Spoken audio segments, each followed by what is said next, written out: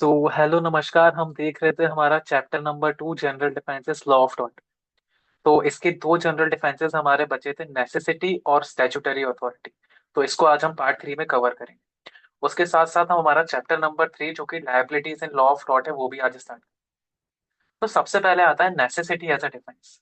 So what actually necessity is. तो अगर हम टॉर्ट्स की बात करें तो necessity is something which is a act, ऐसा एक्ट जिसमें इंटेंशन भी होगी, जिसमें डैमेज भी होगा, स्टिल लायबल नहीं होंगे। क्यों? क्योंकि यहाँ पे जो एक्ट हुआ है, जो डैमेज हुआ है, उसका मोटिव क्या था कि एक बड़े डैमेज को बचा सके, to prevent a greater harm. यही नेसेसिटी की डेफिनेशन बोलती है, where harm is intentionally caused. आपने एक इंटेंशनली आपने एक एक्ट कॉज किया है और उसके वजह से एक हार्म हुआ है, लेकिन वो हार्म वैलिड है। क्यों? क्योंकि आपने उसको प्रिवेंट करने के लिए किया था ग्रेटर हार्म को। तो ये था हमारा नेसेसिटी। और इसी की एक डॉक्ट्रिन भी है, necessity is non habit legem. It means that the necessity knows no law. जो नेसेसिटी की डेफिनेशन को जस्टिफाई करती है। तो हम मूव फॉरवर्ड करते हैं तो इसके एसेंशियल्स आते हैं हमारे पास। तो सबसे पहला एसेंशियल क्या है? Immediate threat. थ्रेट इमीडिएट होना चाहिए। ऐसा थ्रेट नहीं होना चाहिए जो इंटरवल्स में हो। मतलब एक टाइम पीरियड होगा, उस टाइम पीरियड में कंटिन्यूअस वो थ्रेट होगा, that is an immediate threat. दूसरा क्या होगा? प्रोपोर्शनैलिटी। मतलब आपने जो एक्ट किया है वो आपने प्रोपोर्शनैलिटी, जो आपका हार्म था उस पॉइंट ऑफ टाइम पे, जो उस पॉइंट ऑफ टाइम पे सिचुएशन थी, उसके प्रोपोर्शनल था। तीसरा क्या था? No reasonable alternative. मतलब कोई दूसरा ऑल्टरनेटिव था ही नहीं उस एक्ट को अवॉइड करने के लिए। मतलब उस एक्ट को अवॉइड करने के लिए ये एक्ट करना ही पड़ेगा। हालांकि इस एक्ट से कुछ डैमेज होगा, but still this act has to be committed to prevent a greater harm because there is no reasonable alternative. Last, good faith and intention. Good faith किस चीज का? गुड फेथ इस चीज का to prevent a greater harm. Good faith इस चीज का नहीं होगा कि आपने वो पर्टिकुलर एक्ट किया है। गुड फेथ किस चीज का होगा? To prevent a greater harm. That's why this particular act is committed for defence of necessity in वो। अब हम लोग आते हैं कुछ केस लॉस में नेसेसिटी। तो पहला हम देखते हैं कुछ जस्टिफाइड एक्शंस। जो हमारे कोफ वर्सेस शाह का एक केस था। तो इसमें होता क्या है कि एक पर्टिकुलर प्लेस पे आग लग जाती है, एक पर्टिकुलर फील्ड में आग लग जाती है। तो जो हमारा डिफेंडेंट होता है वो वहां जाके क्या करता है? वो वहां जाके उस आग को बुझाने लगता है। लेकिन वो देखता है कि ये आग कंटिन्यूअस फैल रही है, क्योंकि बीच में एक फील्ड थी, एक फील्ड थी जो कि उसके मालिक की थी।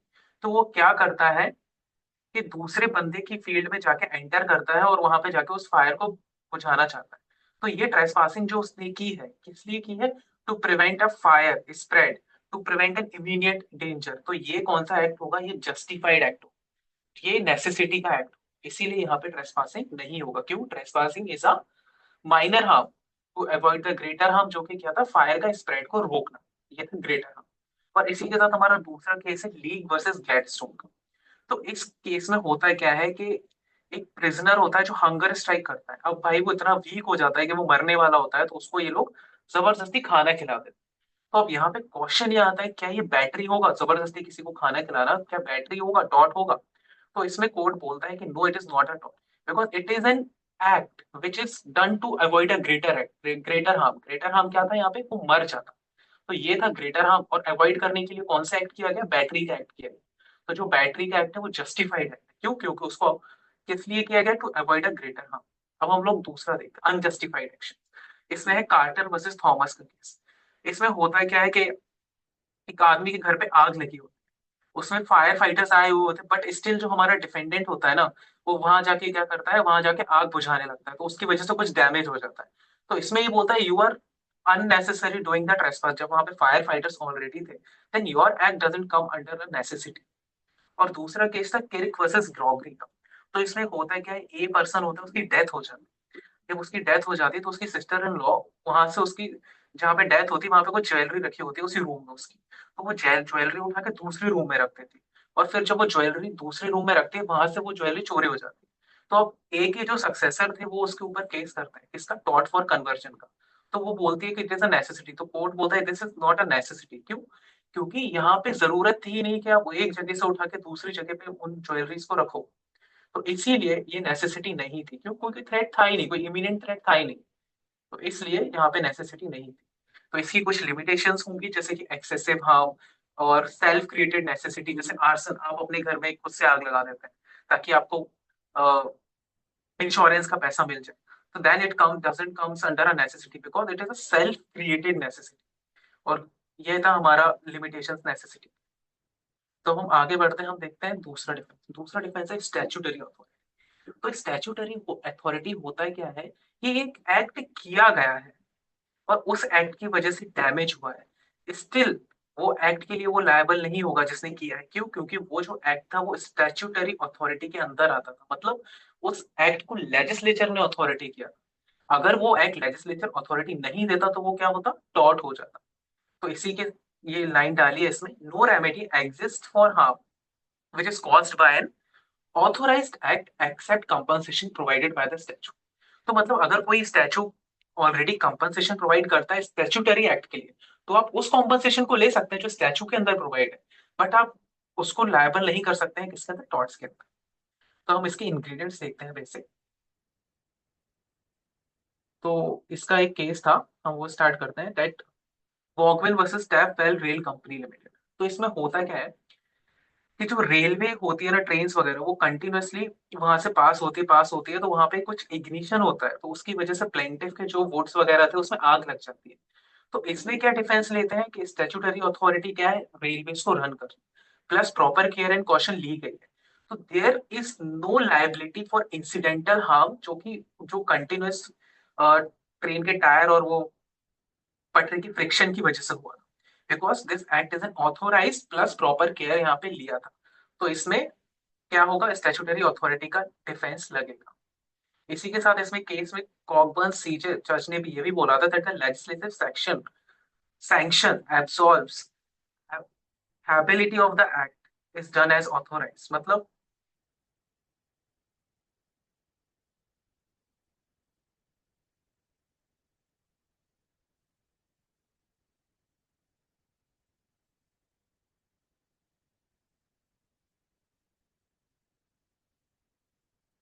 अगर कोई लेजिस्लेटिव सैंक्शन है तो वो क्या कर देगा, आपको एब्सॉल्व कर देगा किससे, लाइबिलिटी ऑफ द एक्ट से।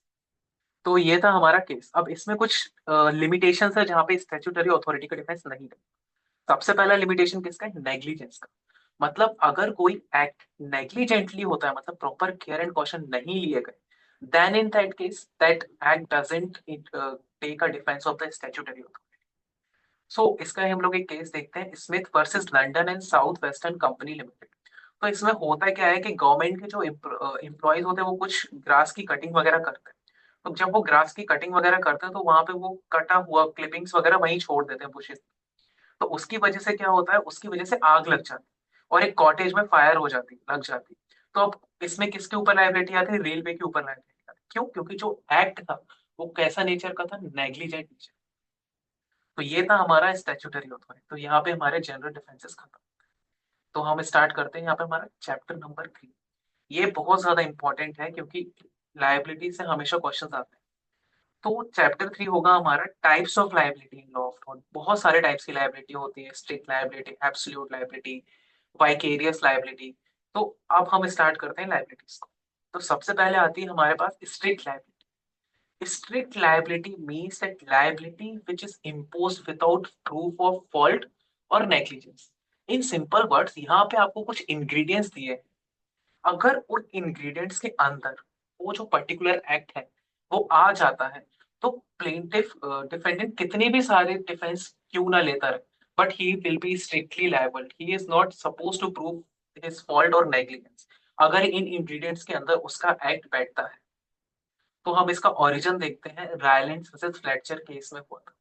तो इसमें होता क्या है, जो डिफेंडेंट का जो रिजर्वायर होता है उसके पानी उसमें ब्रेक डाउन होता है, उसमें पानी फैल के कहाँ जाता है, प्लेंटिफ्स के कोल माइन में हिडन शाफ्ट की वजह से। तो इसमें क्या आता है, कोर्ट क्या बोलता है that the plaintiff is liable here. क्यों? क्योंकि it is a non natural use of land and the escape of a dangerous things. तो अब ये non natural use of land क्या है, एस्केप ऑफ डेंजरस थिंग्स क्या है, ये बहुत इंपॉर्टेंट है। तो इसको हम देखते हैं। तो स्ट्रिक्ट लाइबिलिटी का सबसे पहला इसेंशियल क्या है, डेंजरस थिंग्स। मतलब कौन सी डेंजरस, ऐसी डेंजरस थिंग जो कि हार्म करने की ताकत रखती है, that the objects which is likely to cause harm if they escape. मतलब नॉर्मल कोर्स ऑफ नेचर में आपको पता है आप ऐसे रखे रहोगे नहीं होगा, नहीं एस्केप करेगा, मतलब डैमेज नहीं करेगा, बट इट इज लाइकली मतलब वो एस्केप कर भी सकता है। So objects likely to cause harm if they escape. For example, the water, gas and explosive gas की फैक्ट्रियाज होती है बड़ी बड़ी। अगर वो पर्टिकुलर केमिकल फैक्ट्री से वो गैस लीक होती है, हालांकि नॉर्मल कोर्स ऑफ नेचर वो लीक नहीं होगी, बट अगर वो लीक होती है लाइकली टू कॉज हार्म, तो वो क्या होगा, उस केस में वो डेंजरस थिंग्स की कैटेगरी में आएगी, एक्सप्लोसिव्स आ जाएंगे हमारे।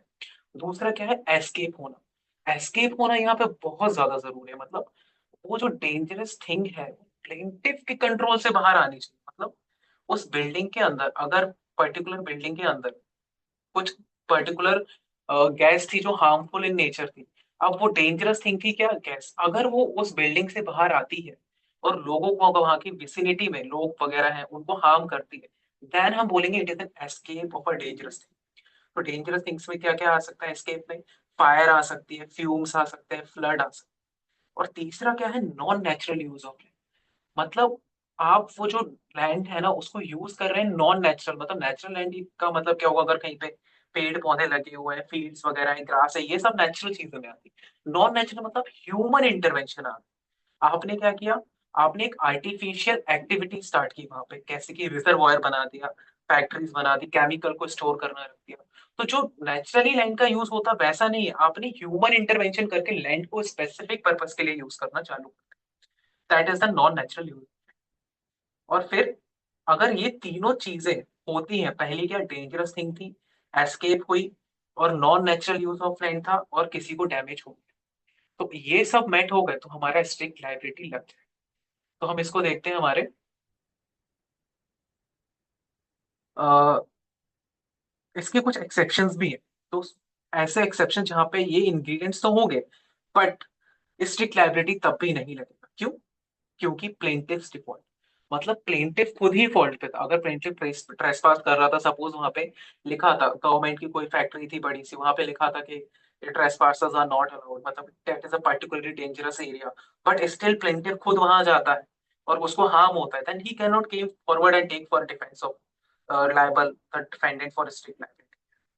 दूसरा क्या है, act of God. Act of God हमने अभी देखा था जनरल डिफेंस, मतलब ऐसे नेचुरल डिजास्टर्स जो कंट्रोल में ना हो। तीसरा है कंसेंट ऑफ अ प्लेंटिफ, जो कि हम देख चुके हैं वॉलेंटी नॉन फिट इंजूरिया में प्रीवियस स्लाइड्स में। चौथा क्या है, एक्ट ऑफ थर्ड पार्टी। मतलब अब जो पर्टिकुलर एक्ट हुआ है उसमें ना प्लेंटिफ का डिफॉल्ट था ना डिफेंडेंट का डिफॉल्ट था। डिफॉल्ट किसका था, थर्ड पार्टी। ऐसी थर्ड पार्टी जो कि डिफेंडेंट के कंट्रोल में थी। फॉर एग्जाम्पल, डिफेंडेंट एक फैक्ट्री कंस्ट्रक्ट करता है, उस फैक्ट्री कंस्ट्रक्ट करता है तो वहां पे बहुत सारे पाइप्स वगैरह होते हैं इलेक्ट्रिसिटी के, तो वहां पे चूहा वगैरह कुछ भी, माउस वगैरह उस पाइप को काट देता है। तो अब माउस ने उस पाइप को काटा, यहाँ पे थर्ड पार्टी इंटरफेरेंस आया। मतलब ऐसा एक्ट जो कि डिफेंडेंट के कंट्रोल में था ही नहीं, थर्ड पार्टी इंटरफेरेंस आया। और लास्टली क्या था, स्टैट्यूटरी अथॉरिटी, जो कि हमने अभी डिस्कस किया था एज ए डिफेंस। मतलब ऐसा एक्ट जो कि लेजिस्लेचर ने ऑथोराइज किया हो, वो आएगा हमारा स्टैट्यूटरी अथॉरिटी। अब हम इसके कुछ केसेस देखते हैं। पहला तो है हमारा Indian case law, that is MP electricity board versus Shail board. तो इस केस में होता क्या है कि पोल से ना वायर की लाइंस लटकी हुई थी, लाइव वायर, मतलब उसमें करंट दौड़ रहा था। तो यहाँ पे दो लोग स्कूटर से जा रहे होते हैं और वो जो लाइव वायर थी उनको टच कर जाती है, उनको लग जाती है, और वो दोनों ऑन द स्पॉट मर जाते। तो इसमें जो एमपी इलेक्ट्रिसिटी बोर्ड था वो ये बोल रहा था that it is an act of God. But court ने बोला नहीं, ये जो आपने जो पर्टिकुलर एक्टिविटी थी इलेक्ट्रिसिटी की, that should require a reasonable care. मतलब आपको रीजनेबल केयर और प्रिकॉशन लेने पड़ेंगे, एंड ये एक्ट ऑफ गॉड नहीं आएगा। क्यों? क्योंकि नॉर्मल कोर्स ऑफ नेचर में ऐसी चीज होती है। तो इसी चीज को लेके कोर्ट ने ये बोला कि यहाँ पे आपकी ड्यूटी टू टेक केयर थी, और आपने उस ड्यूटी का क्या किया, ब्रीच किया।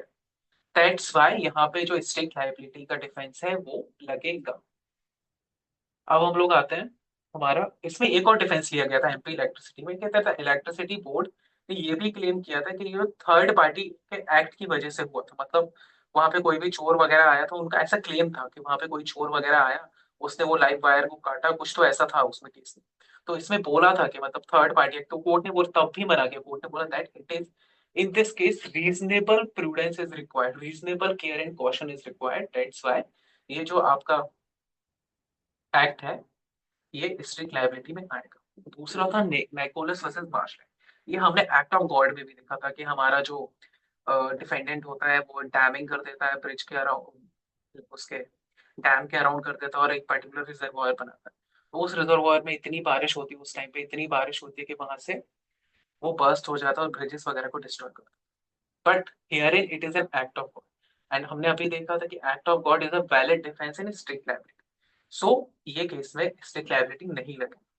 तो ये था हमारा स्ट्रिक्ट लाइबिलिटी। नेक्स्ट स्लाइड में हम स्ट्रिक्ट लाइबिलिटी के केसेस भी देखेंगे, उसके साथ साथ हम ट्रांजिशन देखेंगे किसका, एब्सोल्यूट लाइबिलिटी। स्ट्रिक्ट लाइबिलिटी से हम लोग एब्सोल्यूट लाइबिलिटी में कब आए, कैसे भोपाल गैस ट्रेजेडी का केस आया, उसके बाद विलियम गैस लीक केस आया, ये पूरी साइकिल है। तो वो हम नेक्स्ट स्लाइड। Thank you.